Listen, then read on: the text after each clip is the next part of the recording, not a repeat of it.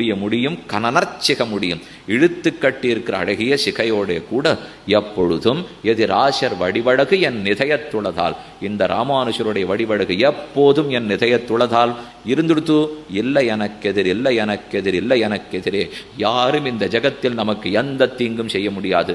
வியாதிகள் அண்டாது பொருந்திய தேசும் பொறையும் திரளும் புகழும் நல்ல திருந்திய ஞானமும் செல்வமும் சேரும் செருகலியால் வருந்திய ஞானத்தை வன்மையினால் வந்தெடுத்தளித்த வருந்தவன் இந்த ராமானுஷருடைய விக்கிரகத்தை சேவிப்பதே ஓரோரு அடியவனுக்கும் ஓரோரு பிரபன்னனுக்கும் சரணாகதனுக்கும் ஒரே புகழ்னு செய்ய வேண்டும். இப்படிப்பட்ட திவமங்கள விக்கிரகத்தை ஏரியோருள பண்ணலாம். நாள் குறிச்சு கொடுத்துட்டார் ராமானுஜரே. தை மாசம் புஷ்ய நட்சத்திரத்திலே இந்த விக்கிரகத்தை எழுந்துருள பண்ணலாம். இது இப்ப 2வது விக்கிரகம். திருநாராயணபுரத்துல தமருகந்த திருமேனி ஆழ்த்தொல்லையோ, இது தானுகந்த திருமேனி. ராமானுஷரே உகந்து இந்த திருமேனியை தயார் பண்ணி அதை அணைத்து கொண்டு தன் சக்தி அத்தனை அந்த திருமேனியில வச்சு இன்னைக்கு அந்த உற்சவம் நடக்கிறது. இந்த திருமேனி எழுந்துருள பண்ணப்பட்ட உற்சவத்துக்கு குரு புஷ்ய உற்சவம் ஸ்ரீபெரும்புதூர்ல அந்த உற்சவம் நடக்கிறது.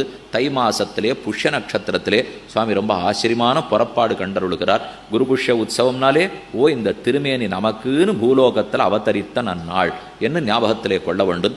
அந்த திருமேனி தான் தானுகந்த திருமேனி.